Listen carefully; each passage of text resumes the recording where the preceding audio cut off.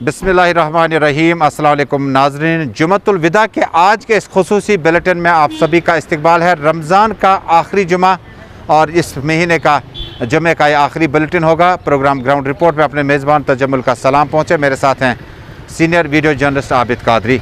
नाज़रीन, आज हम मामूल के मौज़ूआत के अलावा जुमअतुल विदा पर जो रूह परवर इज्तिमात मुनक़्क़द हुआ करते थे, आगा सईद हसन बडगामी क़यादत कर रहे थे एक बड़े इज्तिमा की। अमूमन रिवायतन वो प्रोग्राम भी आज नहीं हो पाए और इसी तरह से जामिया मस्जिद श्रीनगर मुकफ़ल रही और हमारे नुमाइंदे चप्पे चप्पे पे मौजूद थे। मुकम्मल तौर पर आपको ग्राउंड रिपोर्ट दिखाएंगे, लेकिन इसके अलावा आज हम मेडिकल एडवाइस आप तक पहुंचाएंगे। गवर्नमेंट मेडिकल कॉलेज श्रीनगर के साइकियाट्रिस्ट का क्या कुछ कहना है कि जहनी खौफत के शिकार लोग हो जाते हैं और जब आपको लगातार कहा जाता है कि आप घरों की चार दीवारी के अंदर बैठें तो आपके अज़हान कहीं मफलूज ना हो जाएं और आप कहीं ना कहीं अपनी सेटिंग जो है नॉर्मल, जब आप सुबह निकलते थे शाम को वापस आते थे दफ्तरों से, थोड़ा सा उसके बरक्स जब आपका बर्ताव होने लगेगा, साइकियाट्रिस्ट की ओपिनियन आया चाहती है। इसके अलावा और भी कुछ इबाम है जम्मू कश्मीर में कि जब खुदा न खास्ता कोई शख्स 93, 92, 91 पर उसका ऑक्सीजन लेवल आ जाएगा तो परेशान कुन घड़ी नहीं है। अगर पॉजिटिव कोई शख्स केस उसका आ जाता है और ऑक्सीजन लेवल उसका कंट्रोल में, तो घबराने की कोई ज़रूरत नहीं। ये भी हम नहीं कहते हैं, बल्कि जम्मू मेडिकल कॉलेज के सीनियर कंसल्टेंट का ओपिनियन आया चाहता है।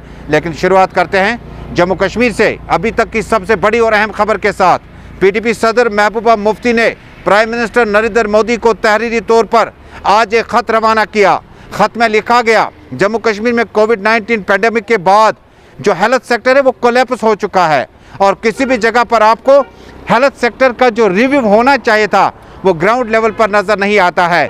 बड़े टाइम के बाद 5 अगस्त 2019 के बाद इस तरह की इंटरेक्शन या ख़तो किताबत प्राइम मिनिस्टर और साबिक chief minister PDP सरपरस्त Mehbooba Mufti ने बिलाखिर लबकुशाई की और जम्मू कश्मीर में हेल्थ सेक्टर के कोलैप्स होने पर प्राइम मिनिस्टर को तहरीरी तौर पर चंद अहम बातें लिखी है। ऐसा पहली बार हुआ कि 5 अगस्त की तारीख बसख होने के बाद, बदलने के बाद प्राइम मिनिस्टर लेवल पर पीपल्स डेमोक्रेटिक पार्टी के सदर ने कोई कम्युनिकेशन शुरू किया हो। लेकिन कम्युनिकेशन महबूबा मुफ्ती का जम्मू कश्मीर में कोविड-19 पैंडेमिक के बीचों बीच में जो health and medical education department है पूरी तरह से मफलूज हो चुका है।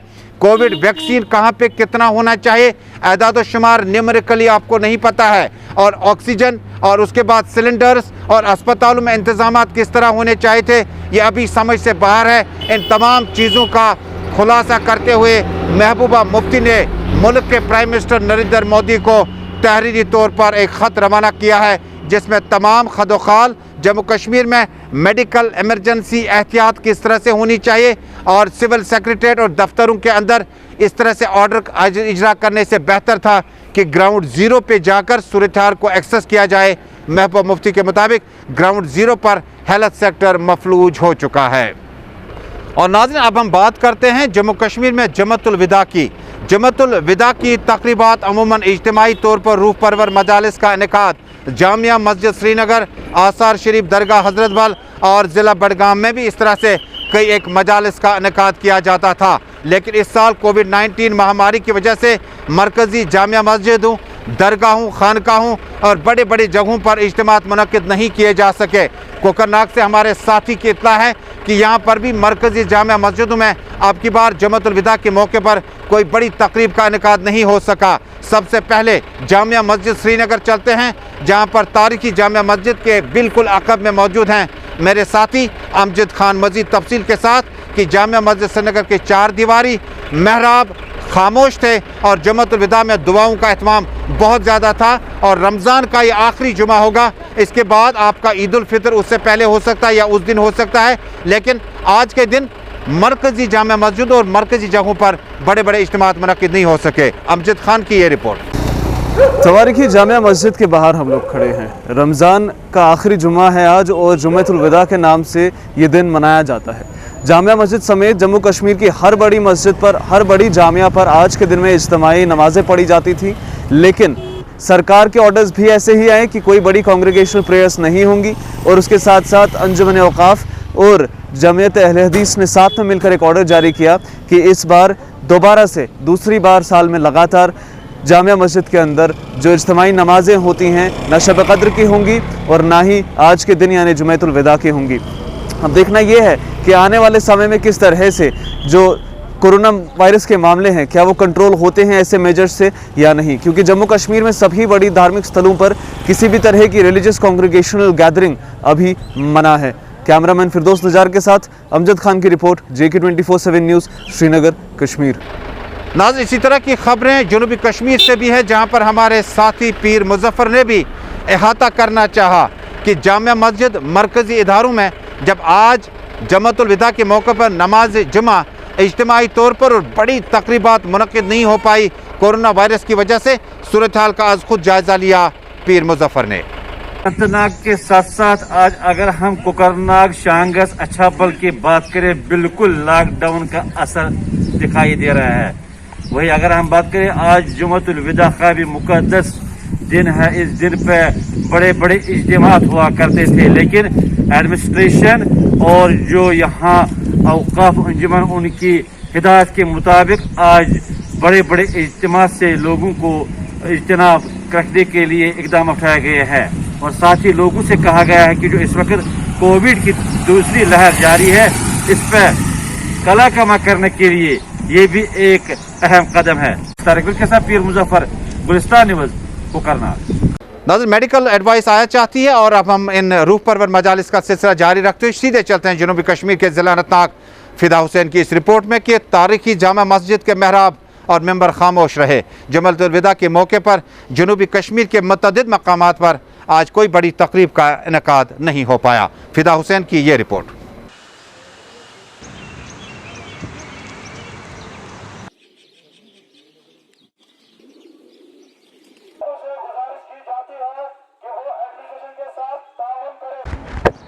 रमज़ान का मुतबरक महीना और आज जुमेतुल विदा और मस्जिदों में अगरचे अजान हुई है, लेकिन आम लोगों ने अपनी नमाज जो है अपने घरों में ही अदा की है। मैं आपको यहाँ पर दिखाने की कोशिश करूँगा कि इस जामा मस्जिद के अंदर भी काफ़ी ज़्यादा भीड़ जो है वो रहती थी जब रमज़ानुल मुबारक का जुमेतुल विदा होता था, क्योंकि कल ही हमने देखा कि औकाफ कमेटी के जितने भी अहदेदारान हैं उन्होंने अपने अपने इलाके के लोगों को यही तलकीन की कि आप जुमेतुल विदा अपने घर में ही अदा करें, क्योंकि कोविड-19 का मामला है और पहले ही ज़िला इंतज़ामिया ने यह हिदायत जारी की है कि आप मस्जिद के अंदर भीड़ जमा ना करें। मीर अरशद के साथ फिदा हुसैन, गुलिस्तान न्यूज़, अनंतनाग, कश्मीर। नाज़रीन, अब मेडिकल एडवाइस आप तक पहुँचाना बड़ा लाजमी है। कोरोना महामारी के बीच में साइकेट्रिस्ट पेशेंट्स की तादाद बहुत ज़्यादा बढ़ रही है। साइकेट्री में अगर आप इस डिपार्टमेंट में जाएंगे तो जहनी कोफत के लोग शिकार हो जाते हैं। यानी जब आप ज़्यादा वक्त अपने चार दीवारी के अंदर गुजारते हैं, इंडोर्स में गुजारते हैं, अपने घरों के अंदर गुजारते हैं, तो जाहिर सी बात है कि आपका जो रूटीन सुबह ऑफिस जाने का एक सिस्टम बना था, शाम को वापस आ जाते थे, और ये जो तब्दीली है, क्योंकि रमज़ान का महीना भी है और सारा वक्त बेशतर लोग जो है इबादतों में गुजारते हैं और रोज़ों की हालत में होते हैं, तो हमने आज मुनासिब समझा कि एक psychiatrist government medical college Srinagar से उनकी राय कोरोना महामारी के बीच में क्या है आप तक पहुँचाते हैं। जो कोविड हुआ तो उससे पहले भी यहाँ पोलिटिकल लॉकडाउन था, उसके बाद लॉकडाउन हुआ तो उसमें साइकेट्रिक प्रॉब्लम्स बहुत ज़्यादा इंक्रीज़ हो गई। मतलब जो प्रॉब्लमें इंक्रीज़ हो गई उनमें नंबर 1 डिप्रेशन है, उसके अलावा और भी डिसऑर्डर्स हैं जैसे एंग्जाइटी डिसऑर्डर्स हैं, डिसोशिएटिव डिसऑर्डर्स हैं, पैनिक डिसऑर्डर्स हैं या PTSD कुछ हमने पेशेंट्स। तो अब लोगों को जो अब घर बैठे हैं उनको थोड़ा ख्याल रखना अपने जहनी सेहत का ख्याल रखना है। मतलब अगर कोई पेशेंट अलहदा है तो उसको मतलब फ़ोन पर वो किसी के साथ बात कर सकता है या और किसी को कॉल कर सकता है, या उसके अलावा इंडोर गेम्स वो आजकल वो खेल सकते हैं, जैसे कुछ इंडोर गेम्स हैं वो खेल सकते हैं, तो या एक्सरसाइज कर सकते हैं, योगा कर सकते हैं, मेडिटेशन कर सकते हैं, तो उससे उनकी जहनी हालत पर उतना दबाव, जहनी सेहत पर उतना दबाव नहीं पड़ेगा और जहनी सेहत उनका अच्छा रहेगा। और इसमें हमारे 3 साइकोलॉजिस्ट हफ्ते में ड्यूकॉम ऑफिस में भी जाते हैं, वहाँ से भी कॉल्स रिसीव करते हैं और वो काउंसलिंग हो रही है। मतलब मुझे रोज़ फ़ोन आते हैं कि अब इस कोविड के बारे में और मेंटल हेल्थ के बारे में, तो हम उनको काउंसलिंग करते हैं। तो जो मैंने एहतियात बताया वो वो कर सकते हैं लोग।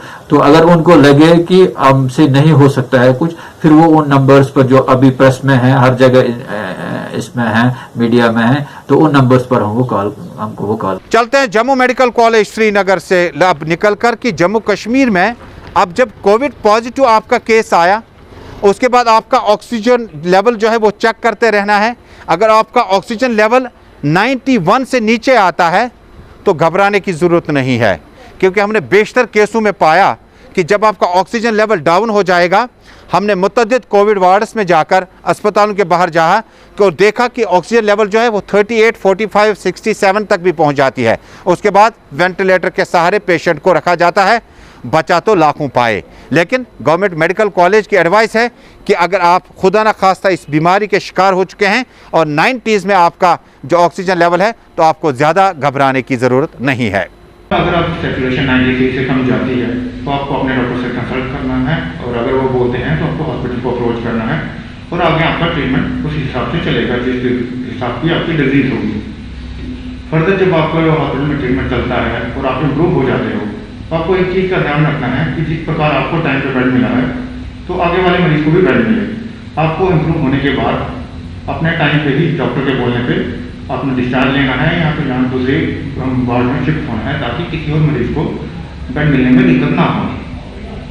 तीसरा ये है कि कुछ लोग आजकल जिनको माइल्ड डिजीज भी है, वो भी ऑक्सीजन का इंतजाम करके कर रहे हैं। सबको ऑक्सीजन की जरूरत नहीं पड़ती, इसलिए घर में बिना वजह से नेटवर्क इकट्ठे मत करें, जिससे क्या है, जिस इंसान को ऑक्सीजन की जरूरत है उसको ऑक्सीजन मिलने में दिक्कत हो सकती है। इसलिए ऑक्सीजन का इकट्ठा करने की कोई जरूरत नहीं है। अगर आपके सिम्टम्स आते हैं, अपने डॉक्टर से कंसल्ट करें और टाइम पे हॉस्पिटल आएँ और डॉक्टर से ट्रीटमेंट करवाएं। और नाज़रीन, अब इंतहाई दो अहम खबरें आपके लिए जम्मू कश्मीर से। कोविड-19 महामारी के बीचों बीच में प्राइवेट अस्पतालों को अब वैक्सीन नहीं मिलेगी।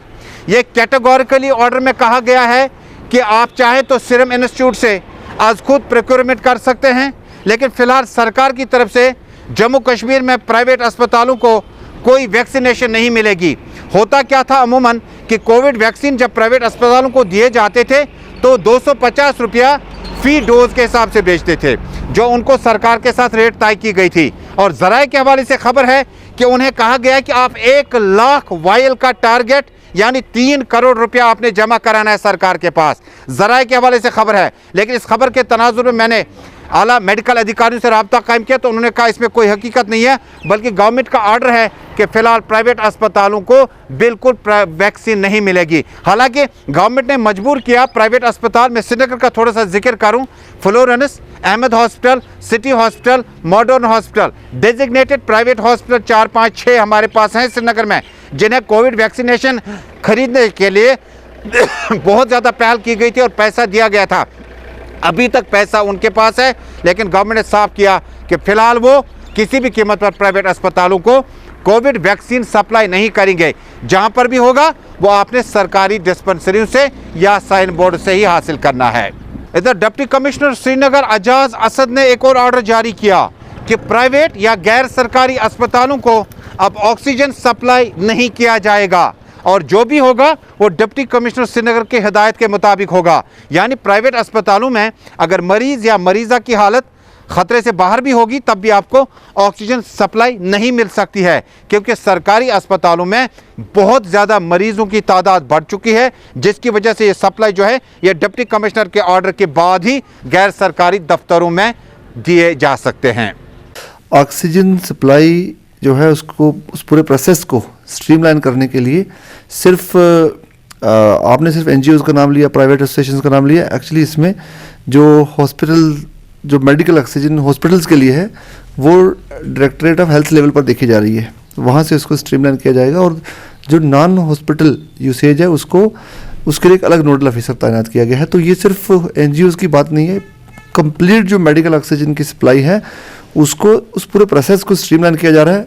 अब ये भी बताता हूँ स्ट्रीमलाइन इसलिए किया जा रहा है क्योंकि कुछ रिपोर्ट्स ऐसी मौसूल हुई थी जिसमें कई ऐसे एपिसोड्स नजर आए जहाँ कोशिश की गई इसको ब्लैक मार्केटिंग की, होर्डिंग की कोशिश की गई, इसीलिए ये कदम उठाया गया। और मैं आपको ये आपके वसूख से भी बताना चाहूँगा कि जो स्ट्रीमलाइन, जिस तरीके से प्रोसेस को स्ट्रीमलाइन किया गया है, कल के दिन ही रात 12 बजे तक और जब तक एप्लीकेशंस आती रही तब तक इमीडिएटली उस परमिशन जो हैं वो भी दी गई और उसके साथ साथ पूरे प्रोसेस को स्ट्रीमलाइन कर दिया गया है। इसका एक परफॉर्मा बनाया गया है। उस परफॉर्मा के थ्रू जो भी अप्लाई कर रहे हैं after some little bit of verification उस चीज़ को जितनी रिक्वायर्ड वेरिफिकेशन है वो करने के बाद, ताकि देखिए मकसद ये है कि there should be equal and fair access to medical oxygen for the most needy patient. जो सबसे ज़्यादा देखिए, जब आपकी ऑक्सीजन के सिलेंडर किसी एक जगह अगर बल्क में गाड़ी में भर के ले जाएं और वो गाड़ियों में चलते रहें, उससे ज़्यादा बेहतर है कि ऑक्सीजन जिस शख्स को जो सबसे ज़्यादा ज़रूरतमंद शख्स है उसके पास पहुँचे। तो उसी चीज़ को एनेबल करने के लिए पब्लिक के इंटरेस्ट में है, पब्लिक जो पेशेंट्स हैं जिनको ऑक्सीजन की ज़रूरत है। और मैं ये भी बता दूं कि ये कोविड नॉन कोविड पेशेंट्स दोनों के लिए जो है ऑथराइज कर रहे हैं जी। और नाज़रीन, कोरोना वायरस कोविड-19 के बीचों बीच में श्रीनगर और बाकी अजला में लगातार केसेस बढ़ रहे हैं और लगातार लोग जो है कोविड-19 के शिकार हो जाते हैं। बीती रात में और आज सुबह के बाद दोपहर के डाटा के मुताबिक बड़ी तादाद में कश्मीर, जम्मू और बकिया इलाकों में लोग कोविड-19 की जंग हार चुके हैं, जिनकी तादाद रात की निस्बत बहुत ज़्यादा है। और इसी तरह से मरीज़ों की तादाद जो कोविड-19 के शिकार हो चुके हैं, पॉजिटिव केस आ चुके हैं, उनकी तादाद भी बहुत ज़्यादा बढ़ रही है, जिसका फिक्र और तशवीश आम लोगों में पाया जाता है। लेकिन इसी बीच में जम्मू कश्मीर में कई एक ज़िला अधिकारियों ने आज भी अपनी बैठकों का सिलसिला जारी रखा। इमामुद्दीन ने कुपवाड़ा में मुतअद्दिद इलाकों का दौरा किया।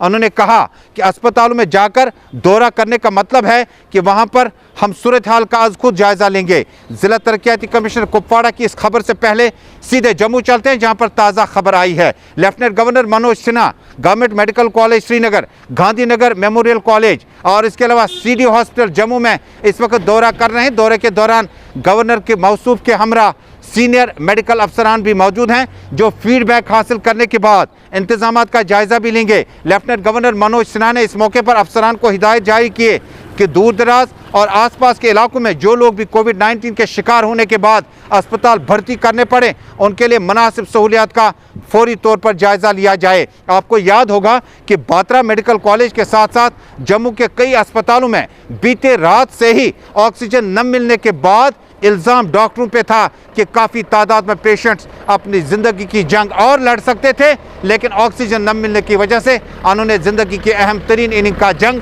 अपने नाम नहीं कर सके।